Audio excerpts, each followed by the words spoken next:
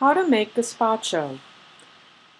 First, place a stale piece of white bread or a quarter of a stale baguette in a bowl of ice-cold water and soak for about 30 minutes. Remove the baguette from the water and squeeze out the liquid. Next, puree the soup.